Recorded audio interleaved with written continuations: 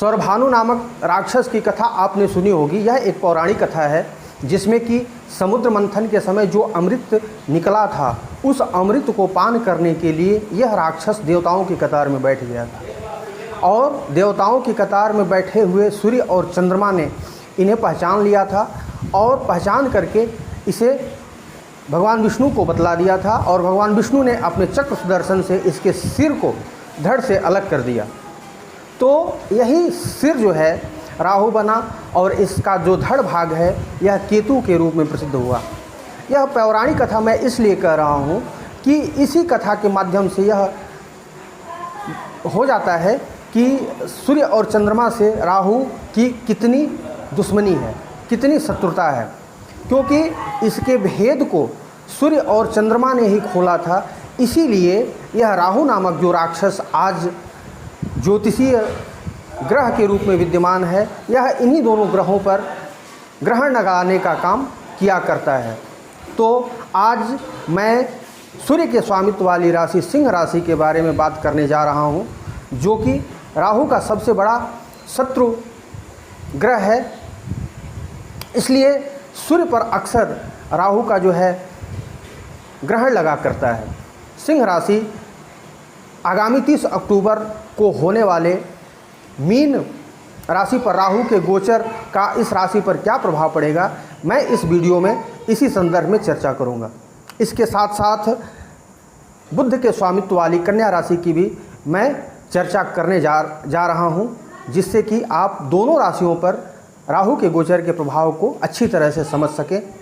धन्यवाद। मैं नवीन उपाध्याय अपने ज्योतिषी चैनल महर्षि पराशर वैदिक ज्योतिष केंद्र में आप सभी दर्शकों का स्वागत करता हूं। सिंह राशि के लिए पिछले 18 महीने यह राहु भाग्य स्थान में विद्यमान था। सिंह राशि के भाग्य स्थान में जो राहु की विद्यमानता थी, राहु अपने इस मध्यावधि काल में सिंह राशि के जातकों के भाग्य के साथ बहुत ही अधिक खिलवाड़ किया था।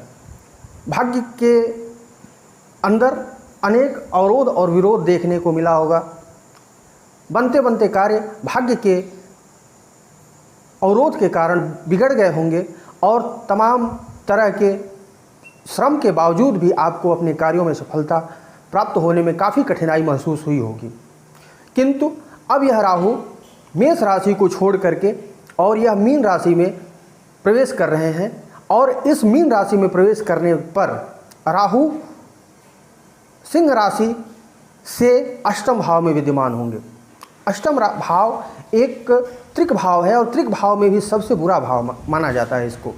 यह टेंशन, डिप्रेशन, एक्सीडेंट, आयु का भाव है और इस भाव में राहु के विद्यमान होने से, और वह भी सिंह राशि के लिए पहले से राहु मैल्फिक है, बुरा है और अष्टम भाव में विद्यमान होने से यह बहुत कुछ अच्छा तो नहीं करेगा। किंतु जो लोग तंत्र शक्ति से जुड़े हुए लोग हैं, जिन तंत्र इत्यादि क्रियाओं में विश्वास रखते हैं, उनके लिए तांत्रिक सिद्धियों को प्राप्त करने का सबसे अच्छा अवसर लेकर के आने का काम करेगा।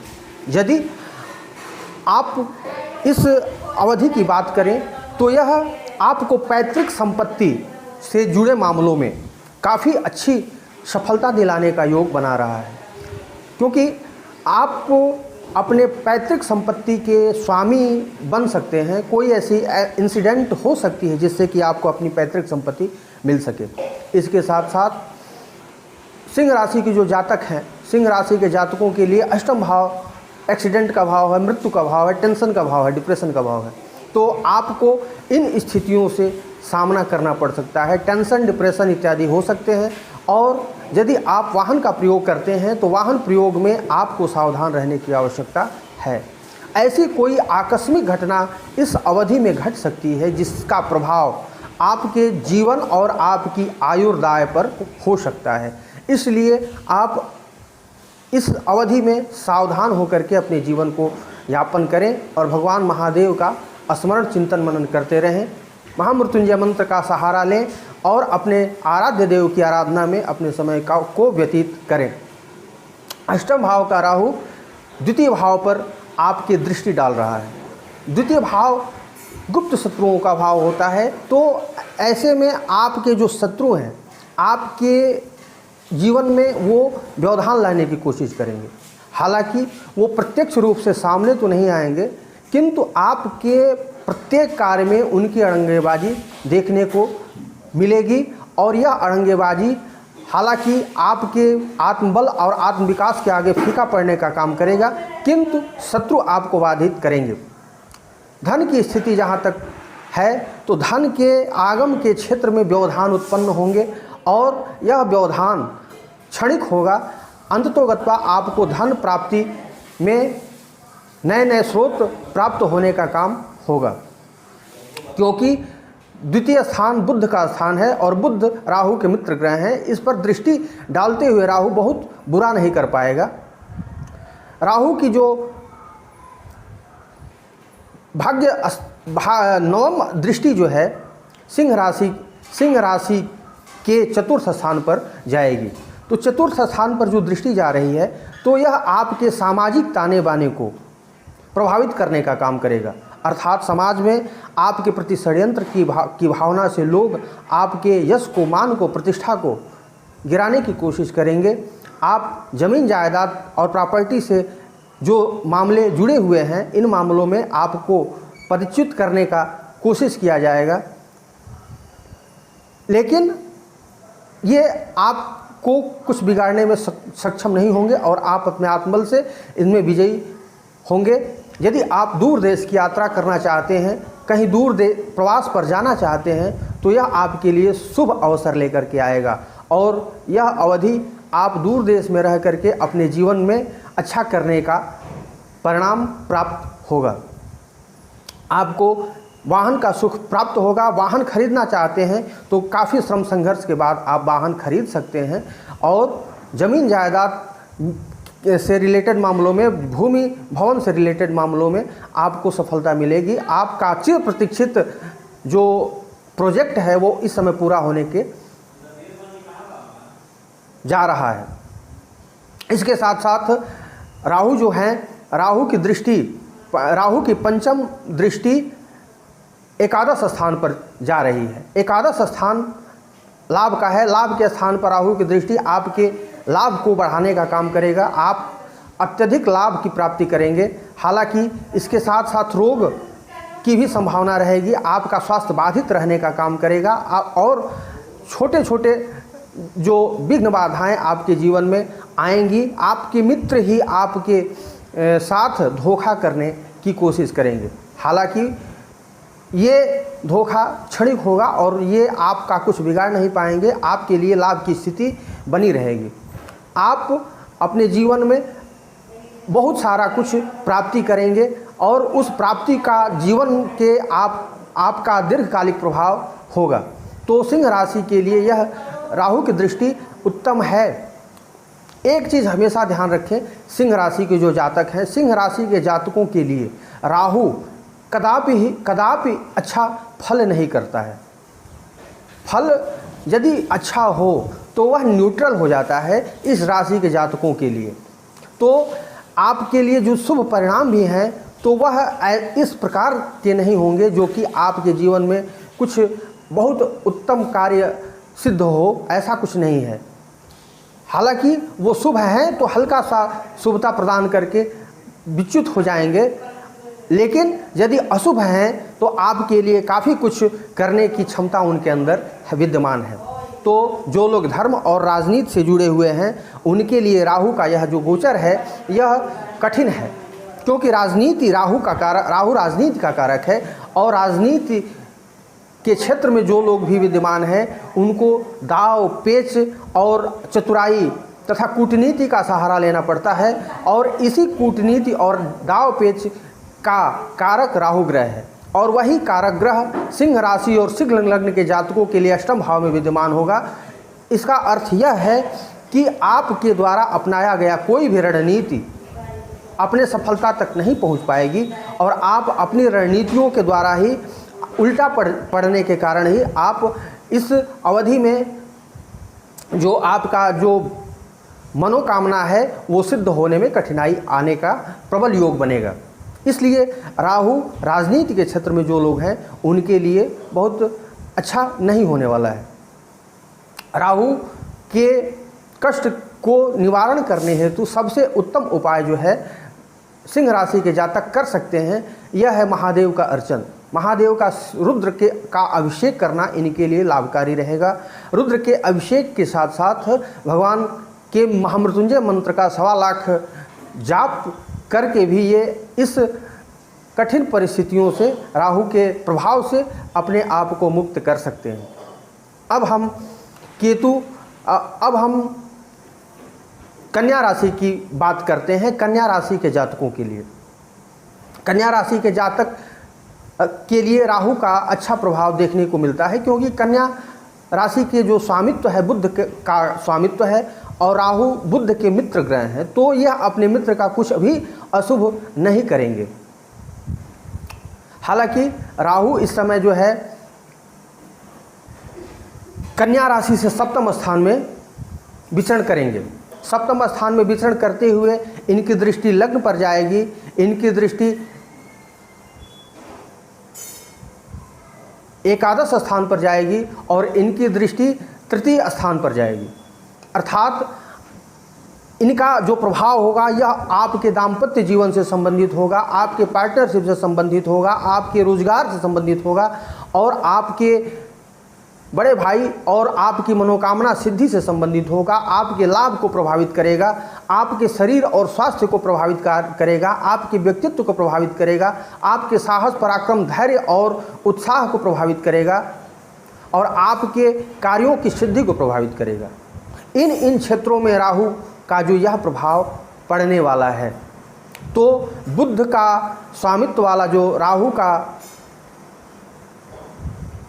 सप्तम स्थान से गोचर है, बृहस्पति के घर से गोचर है, तो बृहस्पति के घर से राहु का गोचर आपके रोजी रोजगार में आपके लिए वृद्धि का कारक बनेगा। आप यदि कोई रोजगार करना चाहते हैं, कोई व्यापार करना चाहते हैं, तो यह आपके लिए उत्तम समय है और आप व्यापार कर सकते हैं। व्यापार करने के लिए आपके पास अनेकानेक उक्तियाँ इस समय प्राप्त होंगी। आप अच्छी तरह से सोच विचार करके अपने व्यापार को शुरू करेंगे, क्योंकि राहु एक बुद्धिमान ग्रह है और यह बुद्धि का कारक है। बुद्धि आपकी तीक्ष्ण होती है। सप्तम स्थान का राहु आपको व्यापारिक बुद्धि दिलाने और अपने प्रोडक्ट को बेचने का उत्तम कार्य करवाएगा। यदि आप रोजगार करना चाहते हैं तो यह आपके लिए उत्तम समय है। सप्तम स्थान पार्टनरशिप का है, तो पार्टनरशिप यदि आप करते हैं कोई भी कार्य, तो इसमें आपको धोखा मिल सकता है। सावधानी रहे, क्योंकि यह धूर्त ग्रह है और जहाँ धूर्तता होगी वहाँ पार्टनरशिप में आपको लाभ नहीं मिल सकता। इसलिए आप पार्टनरशिप करते समय सावधान रहें और बहुत सोच समझ करके पार्टनरशिप करें, अच्छी तरह से परख करके करें, तभी आपको सफलता मिलेगी। राहु की दृष्टि लग्न पर जाएगी, यह आपके शरीर और स्वास्थ्य को प्रभावित करेगा। आपका स्वास्थ्य बाधित रह सकता है, आपके जीवन में तमाम तरह की कठिनाइयाँ आ सकती हैं, आप शरीर और स्वास्थ्य और व्यक्तित्व प्रभावित हो सकता है। इस अवधि में आप कोशिश यह करें कि मुझे कोई भी झूठ, फरेब और प्रपंच का सहारा न लेना पड़े, नहीं तो आप अत्यधिक कष्ट झेलना पड़ेगा, क्योंकि राहु आपके लिए कष्टकारक बन पड़ेगा। तो आप सीधा साधा जीवन व्यतीत करने की कोशिश करें, इससे आपको राहु कुछ नहीं बिगाड़ पाएंगे। राहु की दृष्टि तृतीय स्थान पर जाएगी, नवम दृष्टि, तो यह तृतीय स्थान पर दृष्टि राहु की जो है आपको श्रम संघर्ष को अवश्य बढ़ाएगी। आप जीवन में अत्यधिक संघर्ष करेंगे, श्रम करेंगे और इस श्रम और संघर्ष का आपको सुंदर परिणाम देखने को मिलेगा। जो भी आप कार्य करेंगे इस कार्य में आप सफल होंगे और यह कार्य आपको अंतिम सिद्धि तक ले जाने का कार्य करेगा। आपको छोटे भाइयों से कुछ सहयोग प्राप्त होगा, किंतु फिर भी अपने आस पड़ोस के लोगों से आप अपने व्यवहार को बना करके रखें, उसमें प्रपंच और झूठ का सहारा न लें, क्योंकि इससे आपको जो है नुकसान हो सकता है। यदि आप कोई भी बिचौलिए का काम करते हैं, किसी दलाल का काम करते हैं, प्रॉपर्टी डीलिंग का काम करते हैं, तो इसमें आपको अचानक से कोई बड़ी डील प्राप्त हो सकती है। और यह डील आपके जीवन में बहुत सुंदर धन आगमन का साधन लेकर के आएगी और आपका जीवन परिवर्तित हो सकता है। तो यह भी आपके लिए श्रेयस्कर है। सप्तम स्थान का राहु आपके वैवाहिक जीवन को प्रभावित करेगा, अर्थात आप यदि विवाह करना चाहते हैं तो आपके लिए राहु विवाह का योग लेकर के आएंगे, अथवा यदि विवाह हो चुका है तो आपके दाम्पत्य जीवन को भी यह क्षणिक रूप से प्रभावित करेंगे। इसमें आपके पत्नी का स्वास्थ्य कुछ नरम रह सकता है और पत्नी के स्वास्थ्य के साथ साथ आप का पत्नी के साथ जो संबंध है वो भी प्रभावित हो सकता है। राहु का पंचम दृष्टि जो है 11 भाव पर जाएगी और 11 भाव पर दृष्टि आपके लाभ को प्रभावित करेगी, आपके मनोकामना सिद्धि को प्रभावित करेगी, आपके मित्रों के साथ जो सहयोग है, संपर्क है, उसको प्रभावित करेगी। आप अपने मित्रों के साथ सहयोग और संपर्क को बढ़ा करके रखें, इससे आपको लाभ होगा। आपको सोची गई जो भी मनोकामना है, जो भी कार्य हैं, ये कार्य आपको श्रम संघर्ष के बाद सिद्धि को प्राप्त होंगे और उच्चाधिकारियों का आपको सहयोग मिलेगा और आपके जो पेंडिंग कार्य हैं, इन कार्यों को सिद्धि का उत्तम योग बनेगा। इस प्रकार से कन्या राशि के लिए राहु का यह गोचर 18 महीनों के अंतर्गत बहुत कुछ ले करके आएगा और इस योग के द्वारा कन्या राशि को बहुत कुछ प्राप्त होने का काम करेगा। सिंह और राशि दोनों राशियों के जो जातक हैं, इनके लिए राहु का यह गोचर अत्यंत ही शुभ परिणामदायक है और यह शुभ परिणाम आपको इस मध्यावधि में देखने को प्राप्त होगा। आप अपने जीवन में उन्नति को प्राप्त होंगे, आप आर्थिक, शारीरिक और मानसिक रूप से आप मजबूत होंगे। हालांकि कुछ श्रम संघर्ष और कठिनाइयाँ तो आती ही हैं। किसी भी क्षेत्र में आप जाएं तो कुछ श्रम संघर्ष, कठिनाइयाँ अवश्य आपको देखने को मिलेंगी, किंतु यह कठिनाइयाँ क्षणिक होंगी और धीरे धीरे आप इसके आदी हो चुके होंगे और यह आपके लिए अच्छा समय होगा। धन्यवाद, नमस्कार। यदि आपको वीडियो अच्छा लगा हो तो कृपया मेरे चैनल को सब्सक्राइब करें,